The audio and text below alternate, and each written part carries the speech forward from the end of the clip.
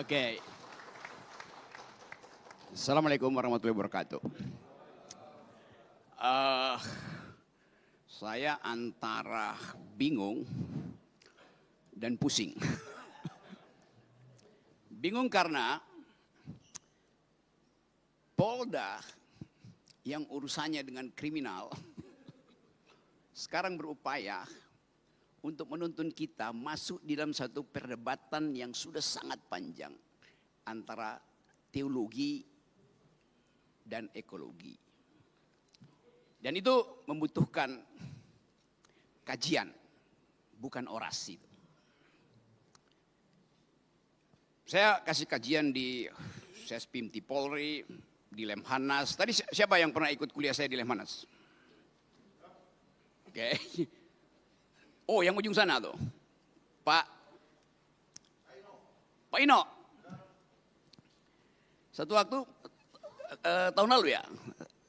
Oke, saya kasih kuliah di Lemhanas untuk menerangkan global security itu. Human solidarity, environmental ethics. Subjek-subjek itu ternyata hari-hari ini terhubung dengan keadaan kita di Riau, di Jakarta, di Pakistan, di India, di Eropa. Karena kita mengalami krisis yang sama akhirnya tuh. India kirim rudal ke Pakistan.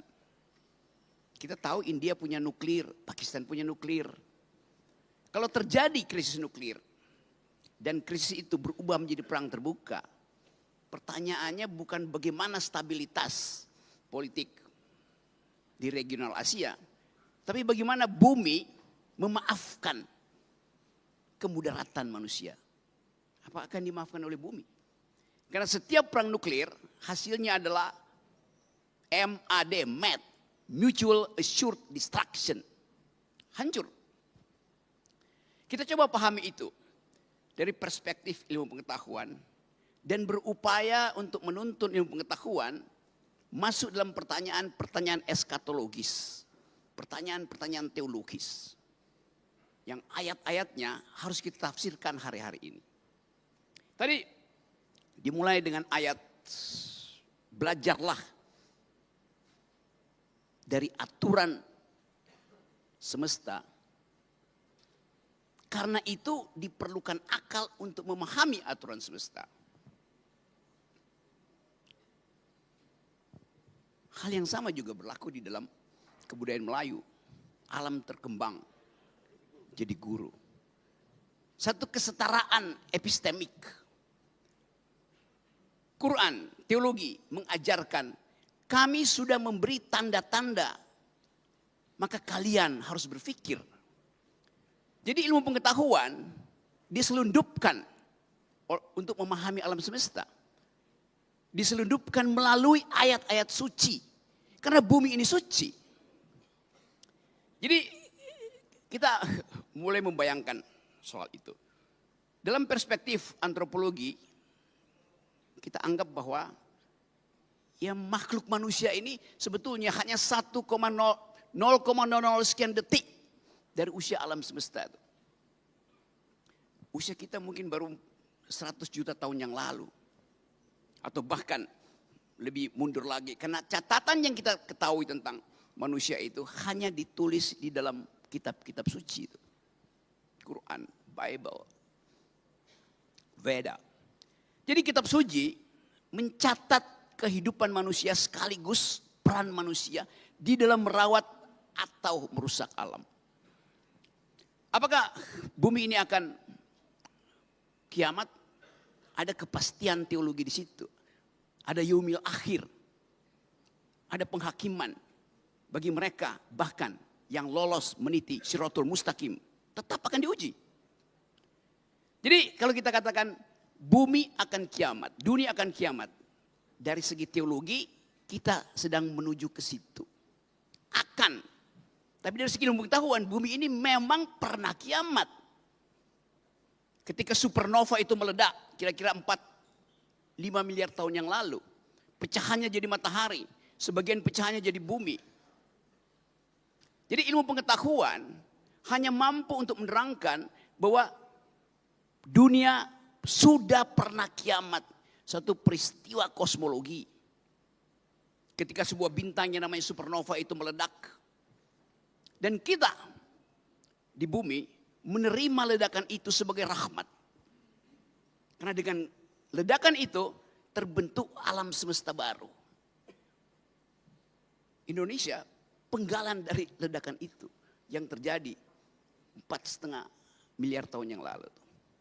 Sekarang kita membayangkan satu kondisi bahwa yang dirawat oleh bumi selama 4,5 miliar tahun itu sekarang mulai disebut sebagai potensi kerusakan ekologis jilid 12, 13 seterusnya. Tapi apakah bumi mampu memperbaiki dirinya? Tanda-tanda itu ada. Kalau kita membaca cara memperbaiki bumi seperti yang difatwakan di dalam Quran, pakai otak. Doa dan otak. Kita lihat jumlah kerusakan yang dibuat manusia. Yang disebut antroposin. Artinya jumlah kerusakan kuantitas dan kualitas yang dibuat manusia sudah melampaui daya pulih bumi. Kita belajar itu dalam ilmu geologi itu. Kalau bumi merusak dirinya, dia mampu memperbaiki dengan cara regenerasi itu. Kita kutuk gurun Sahara yang kering kerontang, kita puji hutan Amazon yang hijau dan sejuk. Mengapa kita kutuk gurun Sahara? Karena di situ tidak ada kehidupan. Mengapa kita muliakan hutan Amazon? Karena di situ ada keragaman hayati. Tapi kalau kita ikuti keterangan ayat tadi, pakai otak. Allah Subhanahu wa taala mengatakan, pakai otak untuk membaca gejala alam. Surat apa tadi? Surat Al-Imran. Kalau kita pakai otak, kita mulai riset. Ternyata hijaunya hutan Amazon bertahan jutaan tahun karena dipupuk oleh fosfat. Fosfat adalah elemen kimia yang memupuk Amazon. Di mana fosfat itu ada? Tidak di hutan Amazon. Adanya di gurun Sahara. Anda lihat ini gurun Sahara, ini hutan Amazon, bagian selatan Amerika, hijau. Gurun Sahara, bagian selatan Afrika, dia paralel. Di dalam rotasi bumi, dalam hitungan 70 jam, panas matahari menguapkan gurun Sahara dan mengikuti rotasi bumi, uap fosfat itu tiba di hutan Amazon. Gurun Sahara adalah pabrik pupuk untuk hutan Amazon. Yang bikin siapa? Bukan oligarki. Allah Subhanahu wa taala yang buat itu. Jadi kita melihat keteraturan itu ada bahkan dalam ide pertama penciptaan. Yang nanti akan diterangkan oleh UAS, Ustadz Akal Sehat. Kita coba memahami itu. Oh, belum bikin pantun ya.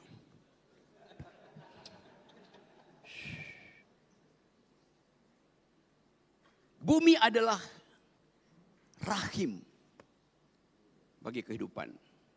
Karena itu kita dalam bahasa Yunani disebut ibu bumi, Mother Earth, Gaia. Jadi bumi, setiap kali kita bertemu dengan perempuan, kita mengingat ethics of care. Karena hanya perempuan yang menghasilkan care bahasa Indonesia itu, kepedulian itu.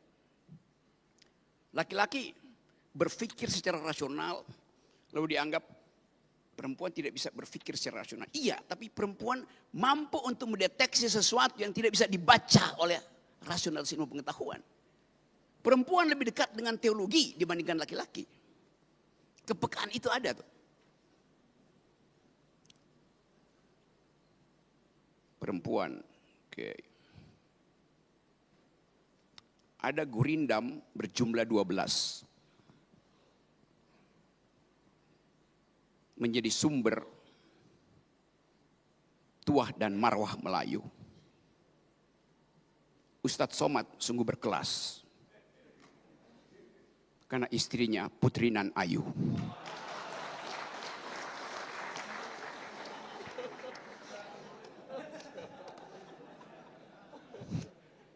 Keayuan perempuan setara dengan keayuan bumi.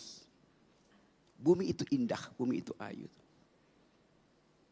Saya memulai dengan cara itu. Untuk mencoba memahami bahwa kita perlu ethics of care. Belajar pada kepedulian perempuan. Kita semua lahir dari rahim perempuan. Lahir dari rahim perempuan, rahim yang sudah membagi keadilan. Setiap kita pernah ada dalam kandungan bumi dan bumi sudah membagi keadilan. Setiap kita pernah ada dalam rahim perempuan dan rahim perempuan sudah membagi keadilan. Ketika kita di dalam kandungan ibu kita mensuplai gizi. Jadi kita memperoleh makan siang gratis pertama dari rahim ibu kita. Dan sangat bergizi.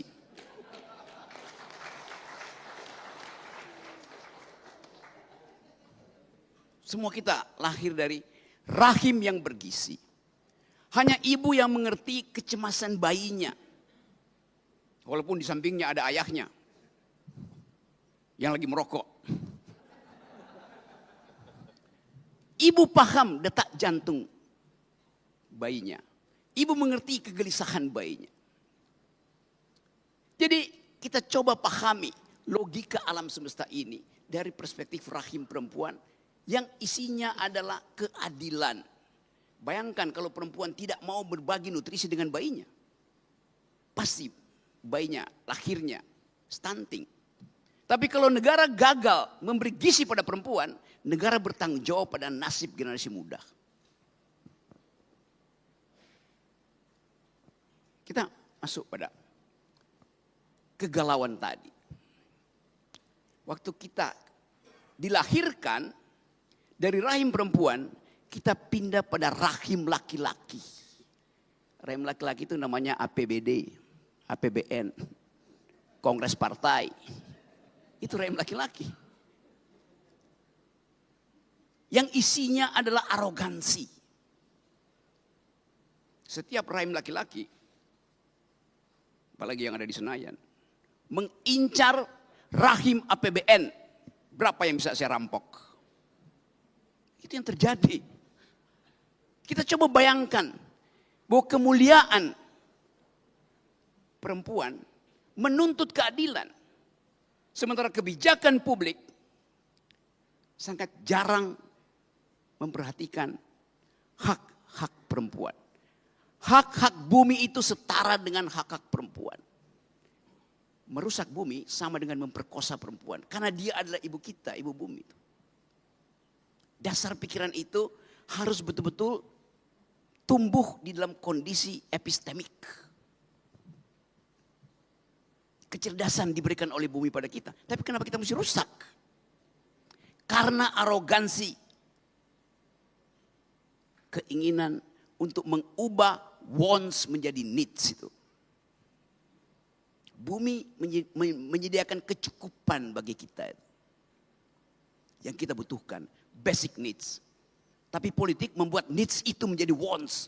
Tambah mau lagi. Itu yang merusak lingkungan. Ketika needs sudah dipenuhi, wants-nya itu berubah menjadi keinginan untuk akumulasi. Itu ya. Kerusakan lingkungan dimulai ketika ego antropologis kita menganggap bahwa bumi itu disediakan untuk kita eksploitasi. Nah, kerakusan itu yang hendak kita halangi hari-hari ini. Jadi sekali lagi, sering dikatakan bahwa perempuan itu adalah makhluk kelas 2. Karena dia dibuat dari tulang rusuk laki-laki.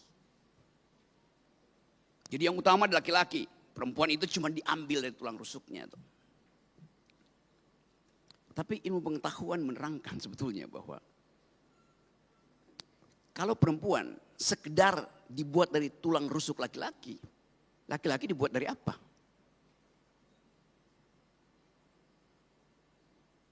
dari tanah yang diambil dari gorong-gorong. Ya. Mana lebih mulia, tulang rusuk atau tanah liat? Tulang rusuk udah terbentuk kimianya. Kalsiumnya udah cukup.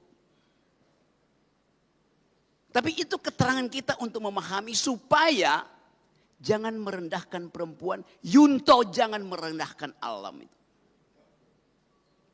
Perempuan akan bilang, iya saya dibuat dari tulang rusuk. Tapi suami saya dibuat dari tanah gambut yang habis terbakar. Kita membayangkan itu. Tetapi sekali lagi, ada persekutuan hari-hari ini antara teologi dan ekologi. Teologi memberi semacam kelegaan batin untuk menghidupkan kembali harapan. Di dalam semua teologi, intinya adalah harapan. Bahwa ada sesuatu yang kita tunggu, suatu kemuliaan. Jadi manusia sedang berupaya untuk memuliakan kembali dirinya, tetapi dengan arogansi. Kalau kita katakan, kami manusia ingin memuliakan alam, maka alam akan katakan, selamat datang kembali. Dan hanya dengan itu kita tahu bahwa semua yang kita perbuat hari ini disaksikan oleh mata yang kita sebut sebagai alam semesta. Alam semesta disaksikan oleh sesuatu yang kita sebut energi eter. Tapi energi itu hanya disebut energi kalau dia menghasilkan keadilan. Bumi ditata dengan prinsip keadilan. Semua yang kita lakukan dibaca oleh ilmu fisika, dibaca oleh ilmu antropologi, dibaca oleh ilmu ekologi. Tapi ada yang tidak bisa kita baca, ilmu teologi. Inarabaka labil mirsad. Allah Subhanahu wa taala memahami kita, melampaui kemampuan kita membaca alam. Assalamualaikum warahmatullahi wabarakatuh. Menarik Bang Rogi, cerita dari mulai bintang supernova, kemudian Amazon, Sahara, tapi lebih menarik bagi saya adalah pantun di tengah beliau bercerita tadi. Ya Bang Rogi ya. Kemudian Bang Rogi bercerita bagaimana menafsirkan Quran. Justru saya bertanya ini, Bang Rogi sudah mulai menafsirkan Quran. Setelah ini baca Quran Bang Rogi ya. Maka ini menarik bagi saya Bang Rogi cerita Quran, cerita teologi. Dan sudah sampai pada rahim perempuan, rahim laki-laki yang arogansi Bang Rogi ya. Sehingga rahim-rahim ini perlu kita perjelas dengan teologi yang akan dipaparkan lebih gamblang oleh guru kita. Maka Ustaz Abdul Somad yang akan merangkai semuanya. Bagaimana cerita bintang supernova sampai rahim laki-laki dan perempuan Ustaz. Pada Ustaz kami persilahkan. Bismillahirrahmanirrahim. Assalamualaikum warahmatullahi wabarakatuh.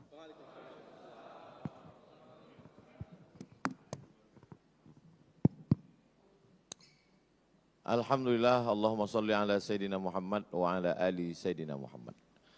Kalau sudah pakai batik, jangan lagi pakai dasi. Kata Bang Rocky, ruangan ini cantik, bagus untuk resepsi.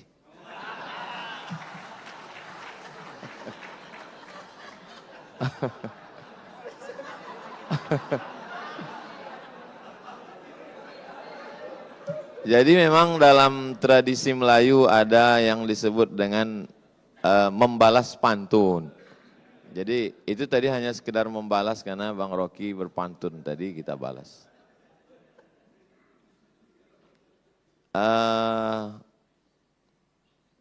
Sudah dibagi ini jatahnya, Bang Rocky menjelaskan dari aspek sains. Saya diminta menjelaskan dari aspek agama. Tapi setengah dari pembahasan saya sudah diambil Bang Rocky. Ada beberapa istilah yang sudah dia pakai. Saya hitung itu tadi. Yaumil akhir, siratal mustaqim, inna rabbaka labil mirsad. Itu. Dalam hati saya, ini kalau lama sedikit habis bahan saya ini.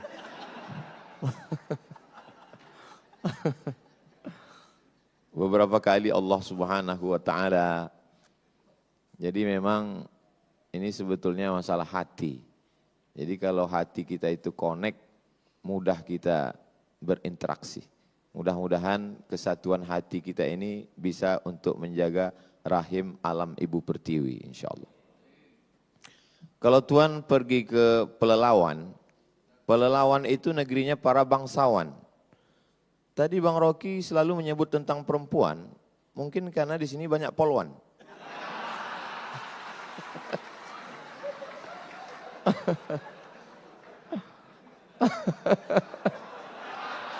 So sweet, so sweet.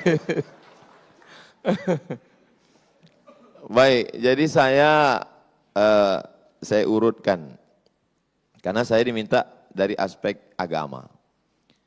Pintu gerbang untuk masuk ke agama Islam itu adalah syahadat asyhadu an la ilaha illallah wa asyhadu anna Muhammadan Rasulullah. Tuhan itu abstrak, tidak tersentuh, tidak kelihatan, tidak berbentuk dalam Islam, bukan fisik. Maka tidak dalam bentuk patung, bukan batu, bukan kayu dan lain sebagainya. Tapi Al-Quran menggambarkan bahwa iman itu kasyajaratin thayyibatin, seperti pohon kayu. Asluha sabitun, akarnya menghunjam ke tanah, wa far'uha fis sama, pucuknya ke langit. Sesuatu yang abstrak dalam Islam digambarkan dengan sesuatu yang kelihatan. Cinta itu tidak kelihatan. Bagaimana menggambarkan cinta? Maka mesti digambarkan dengan sesuatu yang kelihatan. Maka muncullah ungkapan, cintamu seperti air di daun keladi. Setelah tumpah tidak meninggalkan bekas. Begitu biasanya orang yang kecewa. Maka dalam Islam, iman itu digambarkan dengan pohon kayu. Kalau tadi Pak Gub bercerita tentang orang Melayu tidak bisa dilepaskan dari hutan, dari pohon kayu, ya logis, masuk akal, karena memang orang Melayu tinggalnya di tengah jantung Pulau Sumatera, memang dia begitu buka mata ngelihat pohon kayu. Tapi Nabi Muhammad SAW, dia bukan orang Sumatera. Dia tinggal di gurun pasir yang pohon itu sesuatu yang sulit. Tapi ketika cerita tentang iman, kaitannya dengan pohon kayu. Setelah orang beriman, lalu kemudian bagaimana kondisi dia? Mathalul mu'min kamathalis syajar. Orang beriman itu seperti pohon kayu. Pohon kayu lagi. La yazalur rihu tumiluhu. Angin senantiasa membuat dia bergoncang. Jadi ketika orang sudah meyakini Tuhan, nanti akan ada goncangan-goncangan keimanan. Lagi-lagi dikaitkan dengan pohon kayu. Ketika pohon kayu sudah mulai berdiri, maka akan datang ada angin yang membuat dia bergoncang. Maka sabarlah seperti sabarnya pohon kayu. Lagi-lagi pohon kayu. Dari awal pohon kayu. Suasana hatinya setelah beriman seperti pohon kayu. Lalu kemudian dia mulai berbuat baik. Perbuatan baik apa yang bisa dia lakukan? Ma min muslimin yaghrisu gharsan yazra'u yazra'an. Kalau ada seorang beriman yang menanam tanaman. Dia tidak sebut tentang sholat, zakat, puasa, haji. Itu ritual. Tapi ada satu amal, menanam pohon kayu, kata Nabi. Ma min muslimin yaghrisu gharsan yazra'u zar'an fayakuluhu tayrun. Kalau ada orang beriman menanam pohon kayu, lalu kemudian tanamannya itu dimakan oleh tayrun, burung. Bahimatun, hewan.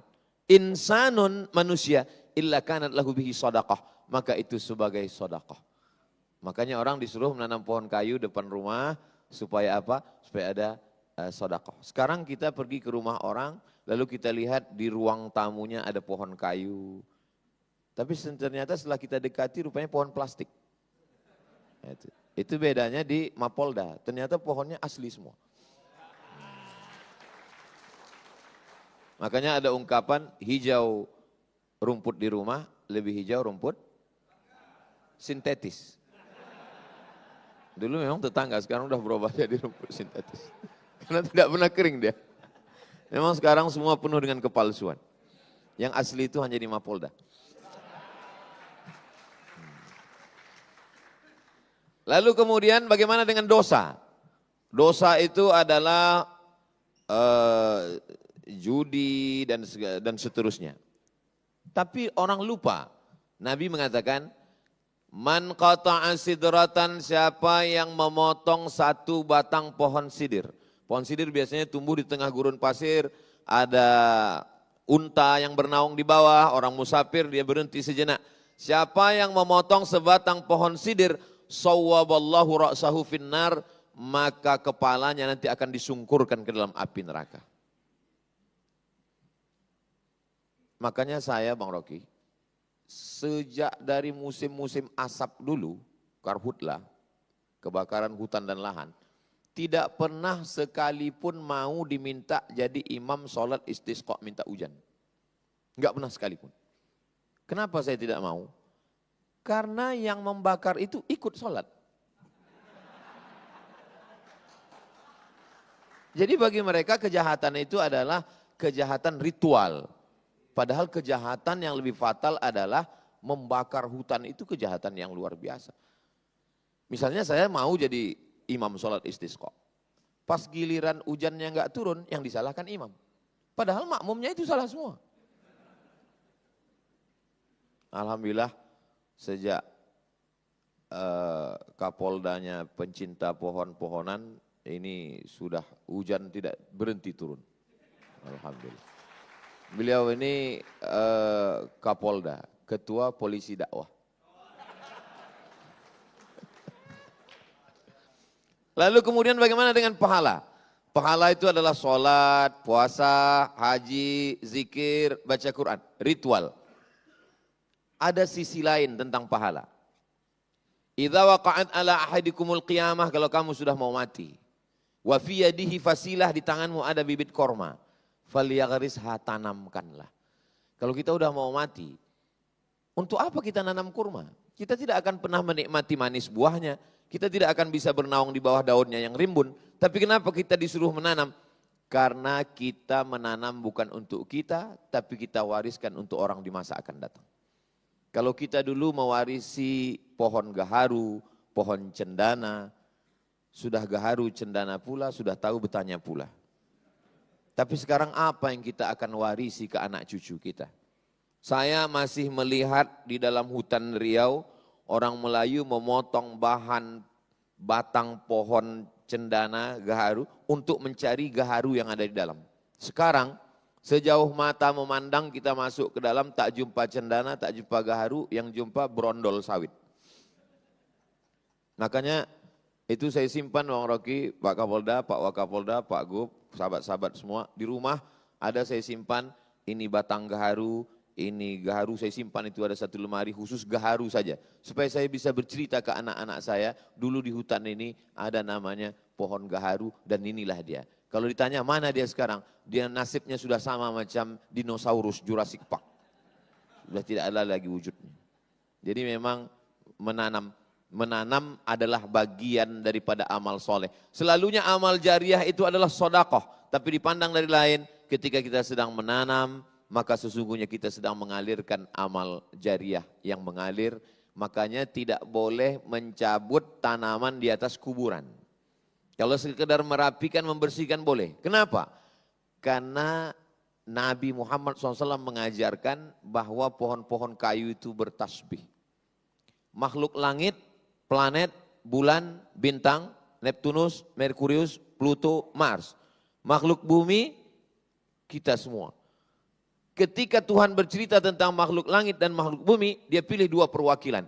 Untuk makhluk langit, dia pilih bintang. Untuk makhluk bumi, dia tidak pilih kita. Dalam surat Ar-Rahman. An-najmu wasyajaru yasjudan. An-najmu, bintang. Wasyajaru, pohon kayu. Yasjudan, kedua-duanya bersimpuh sujud bertasbih kepada Tuhan. Kenapa tidak dikatakan bintang dan manusia? Kenapa untuk bumi ini yang mewakilinya pohon kayu? Karena pohon kayu lebih jujur daripada manusia. Lalu kemudian ketika kita bersaudara, maka persaudaraan itu seperti pohon kayu. Mathalul mu'minin kamathalil asjar.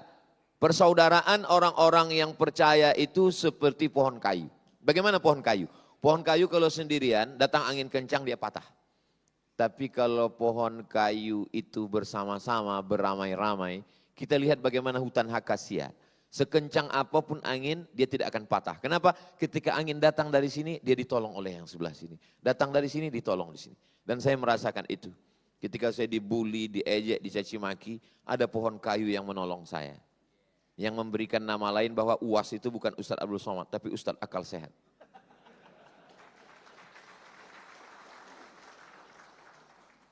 Lalu kemudian, susah saya untuk fokus ini. Memang cantik pohon kaktus ditanam di tengah taman. Memang susah kita untuk fokus kalau kita belum sarapan.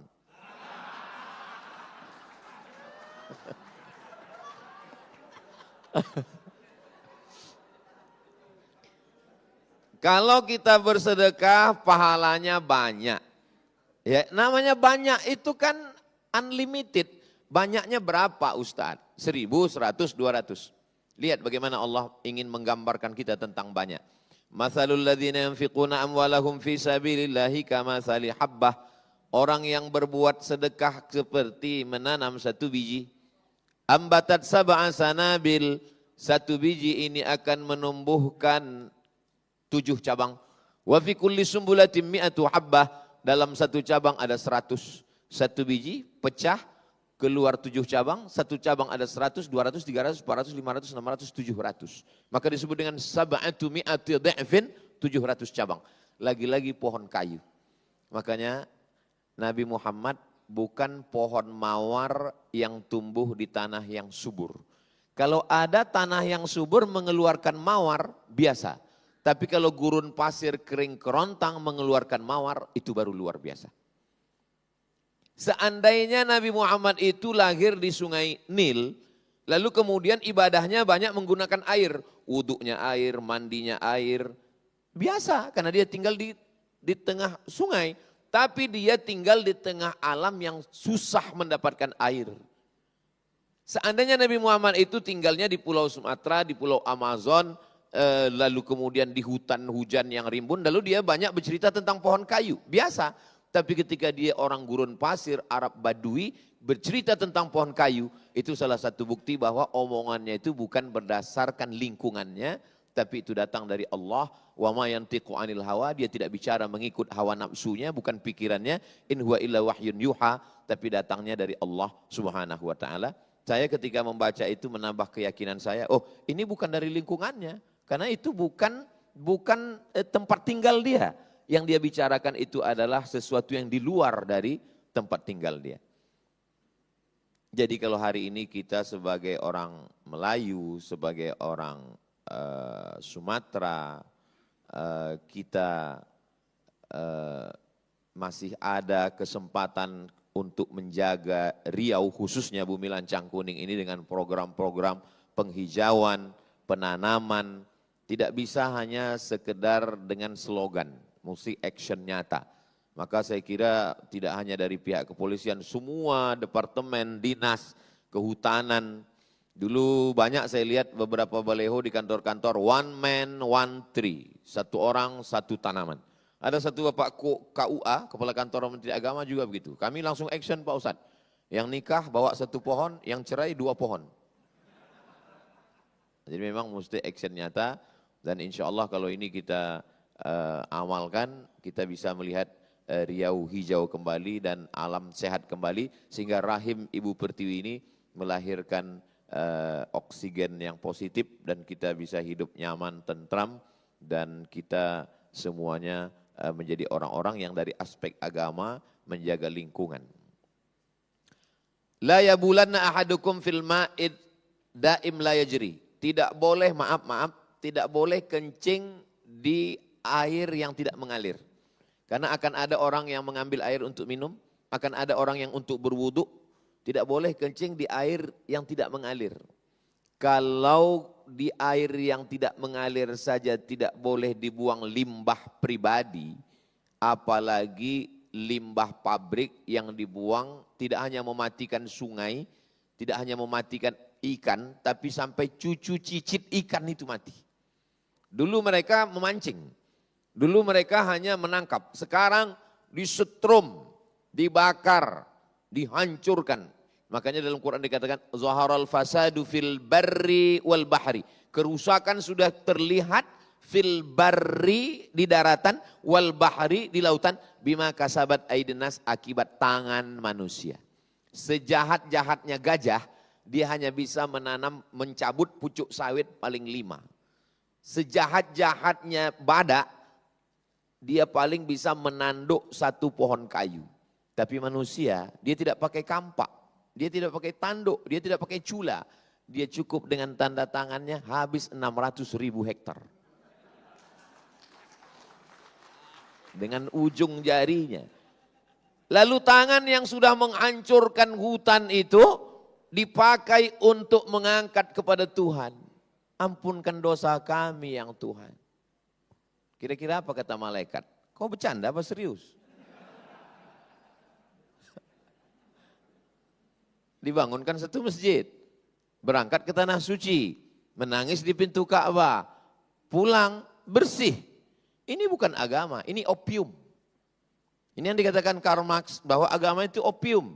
Orang kecanduan agama. Membakar hutan, menghabiskan alam. Sekarang harimau di Pelalawan mau ngamuk masuk ke rumah warga. Bukan harimau yang masuk ke rumah warga. Warga yang sudah lama masuk ke rumah harimau. Sekarang dikatakan, ini Pak Ustadz kenapa di Riau ada jalan tol yang tempat gajah lewat. Kita yang sudah mengambil tempat gajah lewat. Jadi gajah itu memang dari dulu tidak pernah melewati jalan orang lain. Gajah itu kalau sudah kakek moyangnya jalan di situ, dia terus saja di situ. Tapi manusia, hari ini dia jalan di sini, besok trotoar dia ambil. Jadi sebetulnya pantasanlah agama itu untuk kita. Karena memang kita yang tidak lurus menjalani hidup ini. Kalau gajah itu memang udah lurus, dia nggak pindah-pindah lagi. Gajah itu tidak bisa berpindah. Dan yang paling setia di antara semuanya adalah buaya. Buaya itu tidak bisa berpindah ke lain hati. Selama dia di air. Tapi kalau dia sudah naik ke darat, itu sudah lain cerita. Akhirnya waktu juga yang memisahkan kita. Tadi saya lihat Bang Rocky 25 menit, maka saya pun 25 juga. Karena lebih dari jatah yang sudah ditetapkan, itu berarti keluar dari keadilan. Kita kembalikan ke Ustadz Al-Nabdina. Terima kasih Ustadz yang sudah memaparkan bagaimana teologi memandang alam ini sebagai banyak permisalan. Sehingga mulai bercerita penciptaan sampai amal soleh, semuanya permisalan dengan pohon. Sebelum kita lanjut dengan diskusi tanya jawab, Pak Kapolda, hari ini kawan-kawan kita biker subuhan milad yang ke-7 Pak Kapolda. Dan akan siladda pertama di Pekanbaru. Sehingga kawan-kawan biker subuhan berasal dari berbagai daerah datang ke Pekanbaru. Siladda pertama hari esok atau hari ini? Hari ini di Pekanbaru. Ini tim-tim tangguh kita yang biasa pengajian dengan Tuan Guru setiap Rabu subuh di Rimbo Panjang. Kita berharap biker subuhan ini tidak hanya sekedar kajian, tapi juga akan ikut menanam pohon bersama Pak Kapolda, menjaga alam bersama Bang Rocky dengan kepedulian, dengan keadilannya. Sehingga rahim Ibu Pertiwi ini tidak menimbulkan banyak toksik yang banyak merusak tapi banyak manfaat. Seperti yang dipaparkan Bung Rocky dengan keilmuan dan teologi oleh guru kita bersama Ustaz Abdul Somad. Sebelum kita tutup diskusi ini nanti dengan doa, kita buka dulu tanya jawab maksimal 3 orang. Silahkan kalau ada dari peserta menanggapi. Baik, abang yang di belakang baju merah 1. Silahkan kalau ada lagi maksimal 3 orang saja. Karena setelah ini kita akan sarapan pagi di rumah masing-masing. Oh ada di sini Pak Kapolda ya? Ada. 1, ada lagi yang lain? Oh kasih pantun Pak, boleh Pak. Kasih pantun boleh, kasih petuah juga boleh. Silakan yang pertama, yang baju merah Bang. Assalamualaikum warahmatullahi wabarakatuh. Waalaikumsalam warahmatullahi wabarakatuh. Mohon nama dan dari mana Bang? Perkenalkan nama saya Fajri Mas Said dari Ikatan Mahasiswa Muhammadiyah. Saya ingin bertanya kepada Bung Akal Sehat. Bagaimana membasmi manusia-manusia yang arogan di muka bumi ini agar terciptanya ekosistem yang sehat. Terima kasih.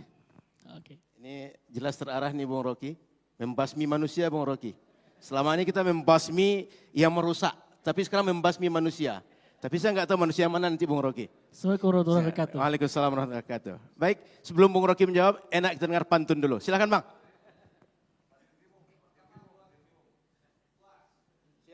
Pohon tomat, pohon aren.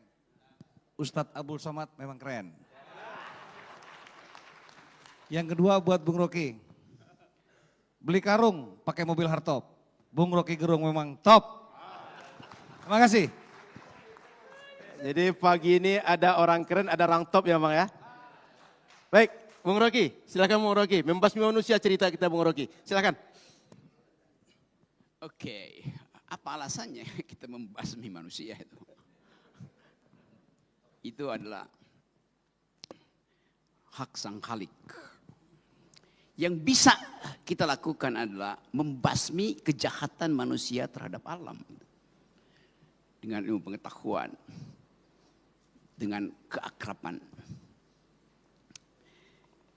Saya coba terangkan beberapa cerita untuk melihat bagaimana kita mampu untuk melihat kelakuan manusia yang menyebabkan pohon itu berubah menjadi mebel.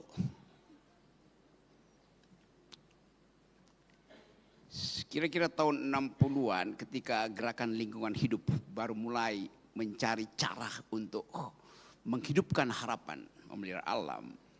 Ada satu peristiwa di Ohio, di State University of Ohio State University itu, di kota Columbus. Columbus itu ibu kota Ohio. Di satu pagi, seorang perempuan guru besar ilmu hukum yang punya hobi bangun pagi, kendati enggak bisa lari pagi bersama Kapolda Riau,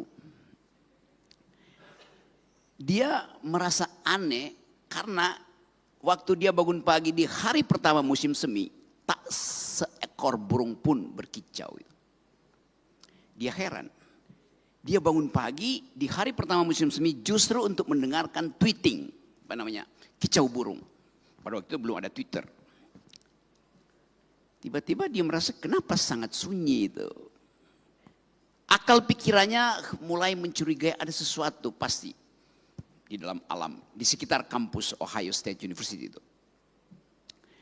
Lalu dia datang ke samping apartemennya, di samping kamar apartemennya. Dia gedor seorang perempuan juga profesor kimia. Jadi bayangkan profesor hukum mulai mencurigai ada sesuatu nih. Bagaimana caranya ya? Pasti soal alam itu terkait dengan soal-soal kimia. Lalu mereka berdua mulai survei. Ya 100-200 meter. Ternyata banyak burung tetapi di dalam bentuk bangkai. Burungnya mati tuh di sekitar kampus Ohio. Akal pikiran, kuriositas mereka mulai bekerja. Kenapa? Ada bekas gigitan burung di pohon apel, pohon buah-buahan di sekitar kampus. Tapi kenapa ada ya mayat burung-burung ini berserakan, innalillahi wa inna ilaihi rajiun. Kuriositas menyebabkan mereka meneliti. Akhirnya diketahui bahwa burung-burung itu menyambut musim semi di dalam kegembiraan bersamaan dengan mulai tumbuhnya buah-buahan di situ. Mereka makan. Tetapi ternyata mereka tidak tahu bahwa buah itu sudah disemprot dengan dulu namanya apa? DDT apa namanya itu? Pestisida itu. Pestisida awal. Jadi itu dimulai kecurigaan bahwa keinginan manusia untuk menikmati buah apel yang ranum itu supaya tidak digigit oleh ulat menyebabkan, jadi ambisi manusia itu untuk dapat buah apel yang tak berulat menyebabkan hak burung untuk makan buah yang sama yang dikirimkan oleh Allah Subhanahu wa taala menyebabkan kematian itu. Burung tidak diberitahu bahwa kalian jangan makan buah itu karena kami sudah kasih pestisida. Jadi saya balik lagi pada si perempuan ini punya kecurigaan, dua perempuan tadi. Karena mereka berpikir bahwa ini bumi rahim kami. Burung itu adalah kegembiraan pagi bagi dua profesor perempuan tuh. Disitulah dimulai satu upaya untuk memperlihatkan bahwa merawat bumi itu sama dengan merawat rahim perempuan. Jangan racuni rahim perempuan. Jangan racuni bumi. Nah, peristiwa itu menghasilkan satu ideologi baru tentang ekologi itu. Nama profesor itu adalah Rachel Carson. Teman-teman mahasiswa tulis, cari di Google, baca bukunya. Rachel Carson menulis buku yang kemudian jadi acuan dari aktivis lingkungan. Judul buku itu adalah The Silent Spring. Musim semi yang sunyi. Padahal musim semi biasanya dimulai di Kicau Buruk. Jadi saya mau perlihatkan itu bahwa kebengisan manusia itu menyebabkan tewasnya makhluk yang diciptakan untuk menghuni bumi dengan kicaunya yang indah di pagi hari. Jadi kalau pertanyaan itu kita mulai dengan bagaimana membasmi manusia, jangan dia manusia itu dibasmi. Ajari dia pengetahuan. Supaya satu waktu kalau dia ingin pakai pestisida, dia mesti minta izin pada burung. Absurd, tapi harus itu yang dilakukan. Karena sekarang tidak ada lagi hierarki makhluk. Di mata bumi, saya, Ustadz Somad, dan bangkai burung itu sama status ontologinya ketika kita meninggal. Roh kita, kalau kita suci, pergi ke surga. Tapi tubuh kita dan tubuh burung itu diurai oleh bumi menjadi mineral sama. Hasilnya dari segi ilmu pengetahuan. Jadi sekali lagi itu hal yang ingin saya terangkan supaya karena itu kita mulai lakukan edukasi di sini. Keinginan kita untuk menghasilkan pikiran dimulai dari kuliah-kuliah semacam ini yang dengan bagus dimulai di Polda Riau dan lebih bagus lagi karena mengundang Ustadz Akal Sehat dan sangat sempurna karena mengundang Presiden Akal Sehat. Ya sekali lagi itu terakhir sekaligus penutup pantun apa ya?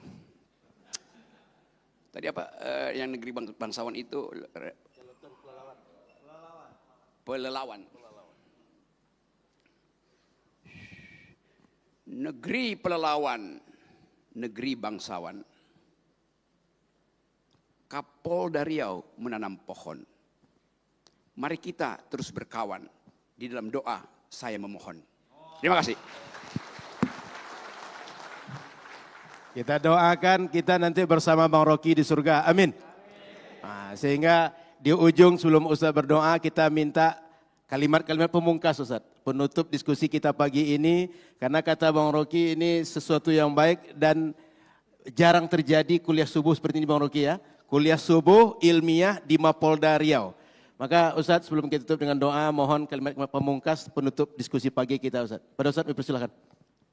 Abu Sufyan membawa 1.500 pasukan perang dan 15 orang perempuan yang bernyanyi dan bergendang untuk memberikan semangat. Kalau sekarang mungkin cheerleader.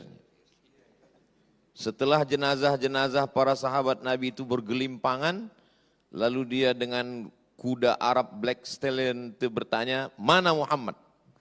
Itu terjadi tahun ketiga. Hari berganti musim berubah, tahun keempat, tahun kelima, tahun keenam, tahun ketujuh, tahun kedelapan.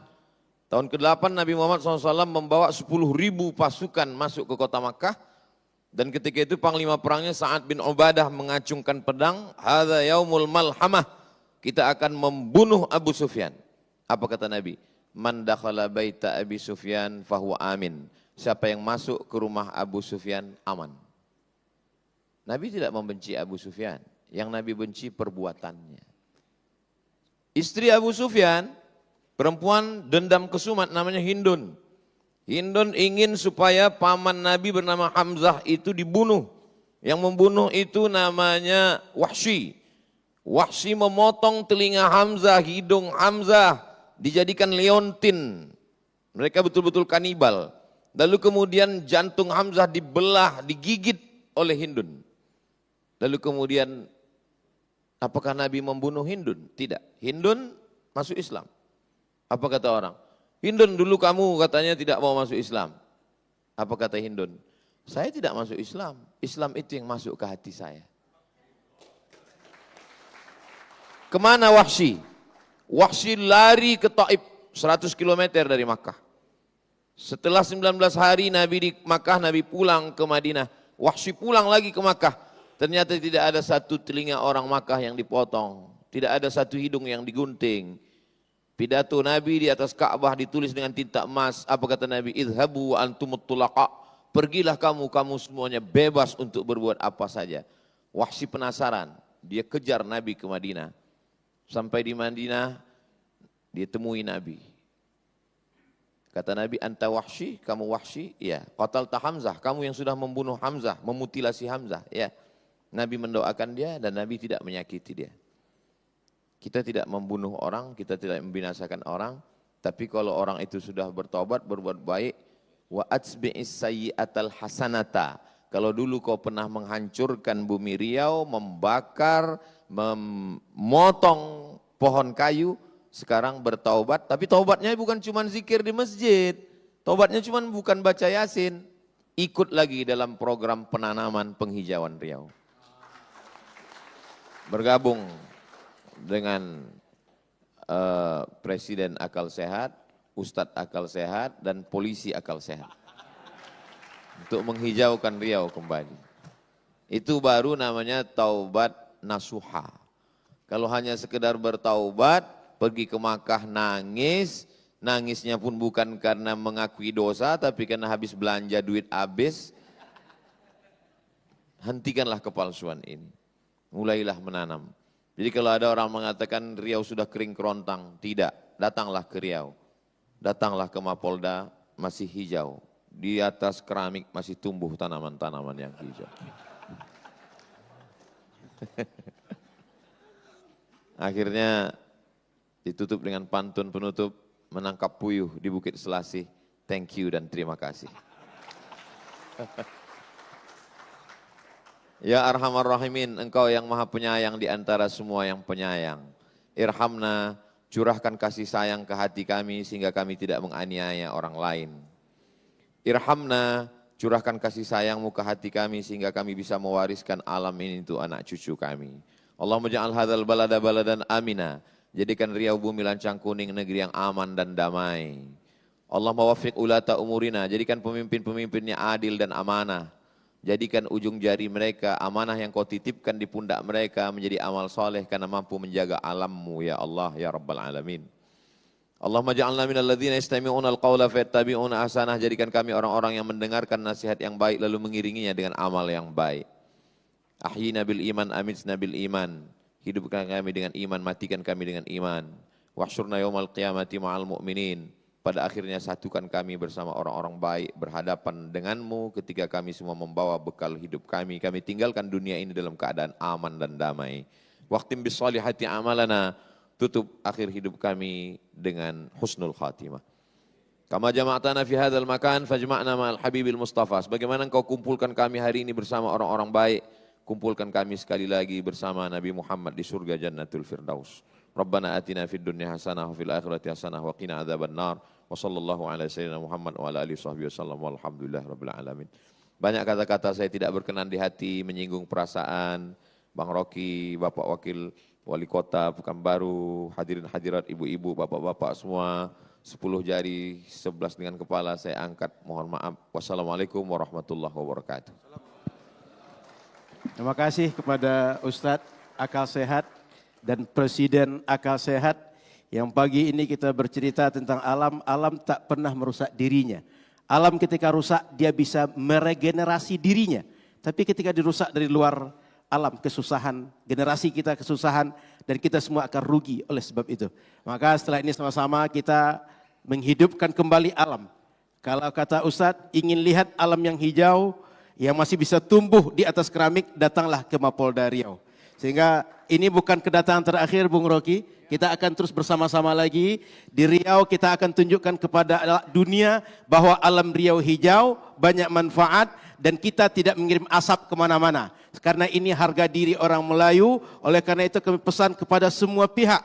Riau kita jaga, Riau kita kelola, kita keluarkan manfaat, bukan mengeluarkan mudarat. Terima kasih banyak. Saya tutup di akhir surat Hud ayat 61 kata Allah Subhanahu wa taala, "Huwallazi ansha'akum fil ardi wasta'marakum fiha." Allah ciptakan kalian dan Allah jadikan kalian untuk memakmurkannya, bukan untuk merusak alam. Terima kasih. Mohon maaf salah dan kurang, kami kembalikan kepada MC. Jazakumullah khair. Assalamualaikum warahmatullahi wabarakatuh.